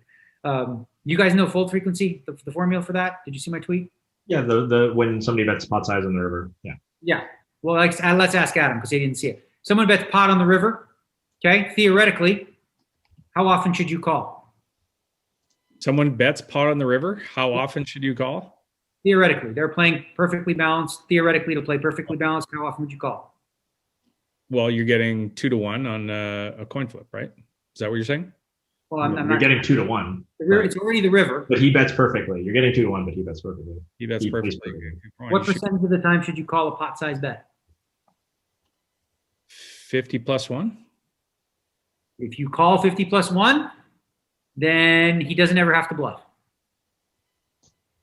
Right. So You're so close. I don't know why you added the 1. 50. Yeah, 50. Where's the plus 1 from, right? So here's the way that, to really digest this for people, because they're like, wait a minute, I'm getting 2-1. Why is it 50%? Because if you reverse it and you look at the other player's perspective, right? And you say, okay, he's risking $100 to win $100, right? If you fold 51% of the time, he can do that 100% of the time with his bluffs, and he'll print, right? If you only call 49, or if whatever, vice versa. What I'm saying is, if you go off the equilibrium a little bit, the other person could do the other thing 100% of the time to exploit you. So anyway, point being, you understand fold frequency, understand how to, as you get deeper in a hand, understand what your range looks like, okay? Because that's going to be really, really important. Because, for example, how do you figure out which 50% to call with, right, Adam? Like, okay, so I'm supposed to call 50%. Well, which 50%, right? So here's how you do it, right? You start with 100% of your range, any possible hands. Okay, now you've opened the button. Okay, so now let's eliminate 20-odd% of the range. You're left with 80. Okay, now the flop comes whatever. He checks, you bet. He check raises, you call on this flop. So now your range is getting tighter and tighter. Now the guy bets pot on the turn. Your range is even more significant to like major draws and good hands. And now he bets pot on the river. Now you look at your range and say, okay, of that range, okay, what does the top half of my range look like? Because you could separate it that way, theoretically. You could say, okay, I'm just going to call when I have the top 50% of my range and fold when I have the bottom 50% of my range. Easy peasy, right? However, a solver will take it to another level. It's not going to choose this 50% and to call and this 50% to fold. It's going to choose hands from this part that have blocker effects, right? So you might have a hand like kings with a queen kicker, which ranks up here, or here you have like, you know, bottom pair, but it blocks stuff. And the solver might say, call with this one. Very difficult for the human to do. So a general idea for those, hopefully you get a little lesson out of that, is you can use fold frequency to figure out what part of your range to call with. Someone bets pot on the river. Okay, I know that means I'm supposed to call 50% of the time. Okay, is this hand in the top 50% of my range? It is. Okay, fold frequency I can call. Now you start to play poker though. You go, okay, well, yeah, but Adam never bluffs, right? So fuck it. I'm just folding. Or, you know, he doesn't bluff enough. So against Adam, I'm only going to call the top 20% of my range. Actually, against Adam, I'm only going to call Adam if I can beat his worst value bet. Otherwise, I'm going to fold, right? So that's how but you got to learn. You just got to learn like the basic fundamentals and how to think about a hand. And that's evolved for me over 20 years to the point where in the last 2 years, I look back at the way poker was played, you know, 10 years ago, and it's ridiculous how bad, like in comparison to today, and people are still bad. Okay. Everyone makes mistakes, even the best. We all make terrible mistakes. Not me. I say we, like with me, but I look back 10, 15, 20 years ago, pre-solvers, people sucked really fucking bad. Yeah, I mean, you said it absolutely right. I think if you were trying to get into professional poker at this point, as I said, you have to learn to play no limit hold'em at like a reasonably high level. It doesn't have to be like your best game. You don't have to be, you know, Linus or whatever. But do you have to though? Do you really have to? Like, there's niches of poker that you can. I think no limit hold'em is going to be part of the mix enough times, and you're going to want to do things like play the main event, play like 1Ks at the World Series. Like the softest games in the world are very like the softest public games, like really easy games. Like if you're a professional poker player and you're missing out on things like the Sunday 1K at the World Series, like you're missing out on a lot of value there. Like, but if you're spending a bunch of time studying how to, you know, be that much better at no limit hold'em. Yeah, but you think, but these tools exist. Like, how do you, if you were to take a player and teach them to be like a really great Omaha 8 or better player, like that's a harder path because you don't have like that. I think PLO is the one I'm thinking about. I think you can find enough really, really good PLO games in the world to be not good at no limit hold'em. I think it's hard to get good at pot limit hold'em without learning hold'em first. Like, yeah, sure. No, I'm not saying you don't know how to play it. I'm saying spend a bunch of time to be a great no limit hold'em player. I personally don't think you need to do that. I mean, Adam, like that's the thing. Like, I don't know how much you haven't worked that much with solvers. Like, I think a lot of people are intimidated by them. They're not really that hard.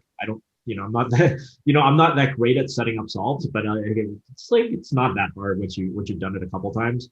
And I think it is very important to get to that proficiency level, to sort of understand the things like Daniel said, like why are we calling with King Jack? Why are we calling with King Jack and folding King Queen? Like that doesn't make any sense. King Queen is better than King Jack. Like, and there are situations like this that come up, and it teaches you blocker effects, or teaches you what happened on the previous street, eliminates some of the hands from your river distribution. Like when I was learning to play limit hold'em, and you know, people know that I got to be one of the best limit hold'em players in the world. Like I had some access to like solvers that weren't like really solvers, and they weren't like really good and stuff like that. But I had some of that, and I think if I had what people have today in terms of Pio and Munker and all this kind of stuff, like I think I could have crushed at no limit hold'em in the mid 2000s. But because I was making a lot of money at limit hold'em, I stayed in my lane. It is really important. I think you're going to miss out a lot by not being quite good, like, top 10% of professional poker players by missing out on no limit hold'em. And you guys both said, you guys both think that there's a greater than 85% chance that no limit hold'em is still the dominant game in 10 years. So if that's the case, then you better study up on your no limit hold'em theory. Pro tip too with solvers, especially heads up. Pro tip, when you have ace deuce, basically no matter what the situation, pre-flop, flop, turn, river, whatever the board, solver always says fucking ace deuce, just ship it in his face. Like I'm exaggerating, but you'd be shocked how often the solver chooses like ace deuce to like. We always thought it was ace five back in the day because ace deuce, and then like threes and fours sometimes. Like I don't know why, but threes and fours sometimes I'm crazy. There was a hand you played in your was your second to last session. I think it raised a lot of steam. Where I think you 4-bet got it in with threes, right? I 5-bet threes. Yeah. 5-bet got it on with threes, and was that solver approved? Yes. Yeah, at a frequency. Obviously, you don't do it 100. Well, first of all, you don't 3-bet 100% of the time with threes, right? Yeah. You're going to do that a portion of the time, okay? Then when you're 4-bet, a percentage of that time, you're going, you're supposed to 5-bet threes as well in that spot. So that was definitely just that was 100% nothing exploitive about it. It was just like GTO says do it, I'm doing it. So that's why I did it. All right, voicemail number 2, Roscoe. All right. I was just Googling poker solvers. I mean, there's more information than I thought there would be. There's lots of YouTube stuff out there. People have great YouTube channels that teach you how to use a solver too, if you're really clueless. Right. Man knows algebra. Email number 2. Hi, my name is Mike Caldwell. I'm calling in for the DAT Poker podcast. I was just wondering if you can give update on how Brad Booth is doing. And also, whatever happened to Matt Marifiotti, if he's still playing poker or has he moved on to anything else? Thank you so much. Bye-bye. So, a few months back, everybody was trying to locate Brad. He had gone missing from his roommate, or from the place he was sharing with a roommate, and there was a missing truck or something. Brad was located by his family and wanted to leave it at that. He didn't want to, discuss what the situation he's in and what headspace he was in. So yeah, I think we talked about it on the show. But Matt Marifiotti had I believe he had some bipolar issues or something. This is quite some time ago. I haven't heard sort of how he's doing in forever. I don't know about you guys. I got nothing there, but yeah, that sounds right. Yeah. Roscoe, is that it? That is all for the voicemails. Yep. All right, everybody. That's going to wrap up the podcast for today, for the first one for 2021. Thanks. Daniel, what's the schedule here going forward for the match? Yeah, so obviously the match is going to go forward. We are going to be playing on Monday, January 4th, and we are scheduled as well to play Wednesday and Friday. He has informed me that he's not sure yet, but he may not be able to play on those days, and we'll let you know as soon as we do. But what I'd like to see going forward is Monday, Wednesday, Friday, pretty much every week until we're done, hoping to target, at least like 500 hands per session, roughly, 3 hours or so, depending on how things are going. And like I said, I'm going to truck along and hope to win like, average 1 buy-in per session, squeak out, pay off some, catch him bluffing here, catch him speeding a little bit. That last session was the most bonkers sessions ever because we've only played 279 hands and he was up 200,000. He coolered me like 3 straight hands, like just impossible spots, just like automatic boom, boom. And then like with 50 hands left, he had like 2 bluff spots that were huge bots and boom, boom, boom. All of a sudden I ended up winning a buy-in. It was insane.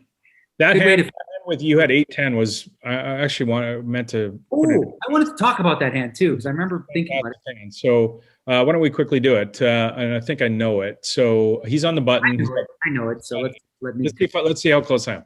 He's got the ace deuce and 8 deuce of diamonds. 8 deuce of diamonds. He raises. You call in the big blind with 8-10 offsuit.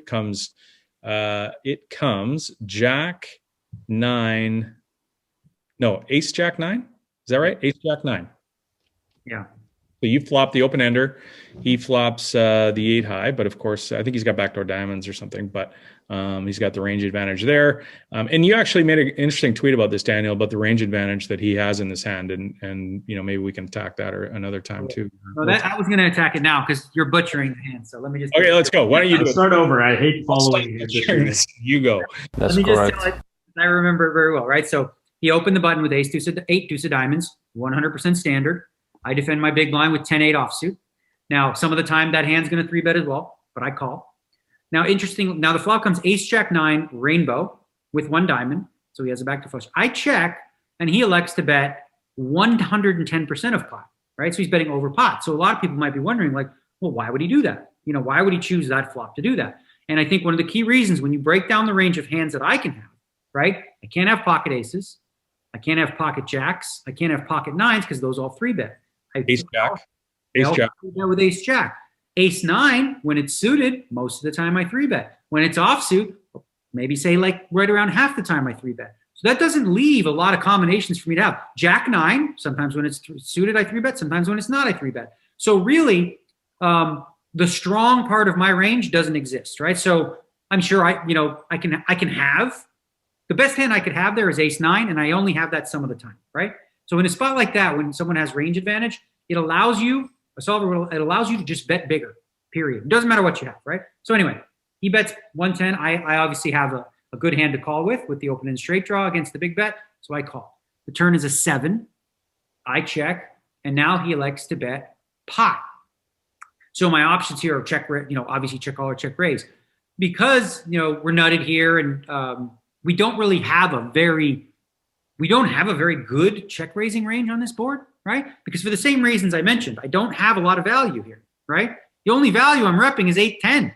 So what the fuck, it's kind of a weird spot. So in spots like where you can't have much, usually you don't have a raising range too often. So I elect to call. I could have raised, sure, I call. Now the river's a perfect 4 blank. I check, and he elects to bet 3.5 times the pot all in. I, of course, call. Railbirds go crazy. Everyone calls him an idiot, a donkey. And I actually, as soon as I saw his hand, I was like, I'm almost certain that's a good bluff. I was actually quite sure, even for the size that he chose. Because here's the thing. When you break down my range, against the bet that size, I have to call with a very limited range, right?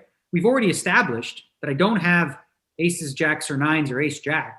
So really, do I have ace 7? Maybe. Like, I guess so. I call the flop with ace 7, turns aces and 7s.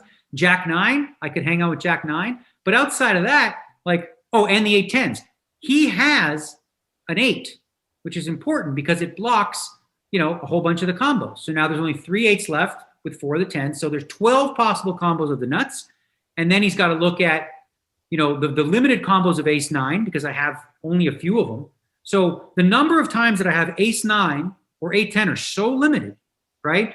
That if I ever overfold and let's say fold with like ace 7 or jack 9, which is a tough call to make in that spot, which although a solver, would suggest that you probably do more often than not, he's the range that can call him in this spot is fucking nothing.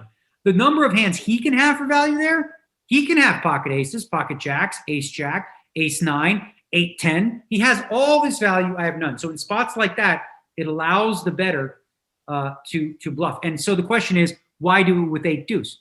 The 8 deuce is a good hand because it has a backdoor 3-card straight and a flush draw. It's also the bottom of his range, which is junk, right?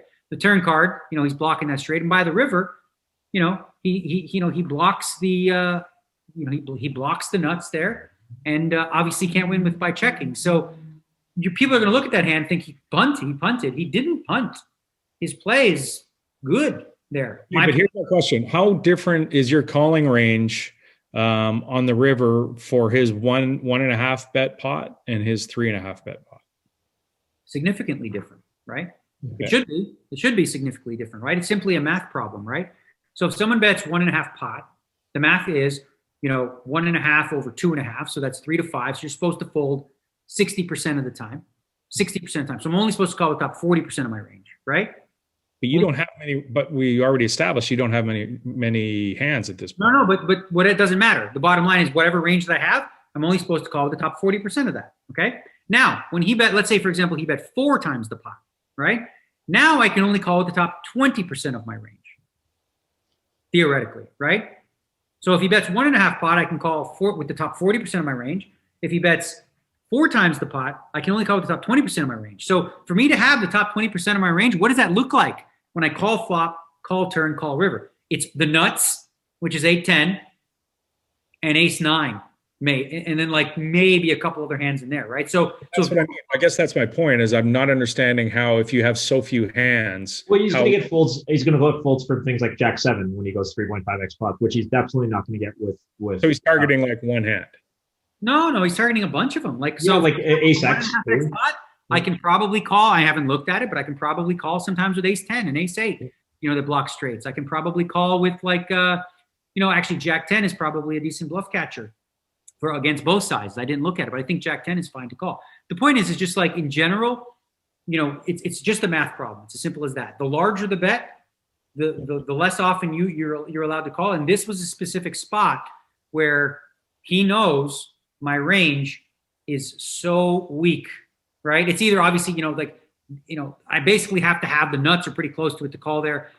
If you call there with, like you said, like with Jacks, I want Jack 7, some shit like that. In the long run, you're going to get crushed by calling with it. You can't call. You're just going to get killed because now all of a sudden you're calling too often, right? That's the most difficult balance of playing. And what I've learned is like figuring out the right frequency to call where you're not being exploited. Because if I overfold in those spots, he can bluff a lot more often for that size, right? If I call too often, well, now he can start value betting the shit out of me in those spots. So my job is to try to be toe the line as closely as possible, right? So, and this is a spot where, even from a theoretical perspective, his bluff is good. But if he thinks I'm overfolding there, like if I knew, Adam, you're only calling me there with 8-10 or something like that, just do it every time, and I'm going to print. Especially when you have an 8 in your hand. You mentioned the 8 in his hand is extremely valuable, even better than the 10 because it unblocks. If you have a 10, you block queen 10. If you're up against an opponent who folds ace 9 there, right? Yeah. If you're up against an opponent who says, well, fuck, I can't beat ace, I can't beat jacks. If they fold ace 9, your opponent can rob you blind by just doing that every single time. Because you're not going to have 8-10 often enough. Yeah. It goes to a point that you mentioned, a couple podcasts ago when you're talking about like, he makes these big bluffs and it looks like Daniel puts in money and folds. This is sort of like the payback to that. Like once in a while, you're just going to check all 3 streets with the nuts. Like, because, you have to, going back to that turn decision, that's probably the decision that would throw off most kind of amateur players. Like why just check all the turn there with the nuts? Like there's some vulnerability there. It's because like there's going to be so many times where you check call the turn with a weaker hand and you're going to be faced with a giant barrel in the river that you just can't call, right? So that's why your 10-8 protects your ace 8. Extreme example, it's like a chess thing, but like if I check raise the nuts there, my check calling range is garbage now. Garbage. So now if I check raise there, I let him off the hook. And like you said, one important point, like everyone sees like, oh man, every time Doug bets really big, Daniel keeps folding and he wins these pots, right? Well, there's a cost though for when he does it and he gets caught, right? So he picks up a 20 big blind pot, a 20 big blind pot, 20 big blind pot, and I keep folding. Well, now I have it. And he bets really, really big, and I pick up 150 or 160 blinds. So it covers it, right? It's much more complicated than people want to make it out to be. The function of every decision you make always should relate to bet size. Okay, when someone bets, it's as simple as when somebody bets more, you should fold more. If somebody bets small, you should call more often. If somebody bets $1 into 1,000, you call with 6 high. You just do it, right? You're getting 1,000 to 1. Fuck it. Right? That's why you play limit poker. You just get to call all the time. Yeah, exactly. It's easy. Hands up. All right. Thanks everybody out there for listening again this week. Thanks to you guys for getting together. Daniel, good luck next week running a little bit hotter than you have. And we'll get together, try and find a spot that you're not playing next week. And we'll do another podcast. Happy New Year, everybody, and run good. Bye-bye.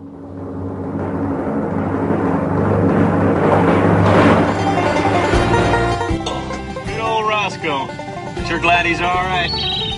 Listen, boy, you gotta pick your spots good. You gotta make hay while the sun shines. Hey, good. You dipstick! It's time for a Roscoe Report.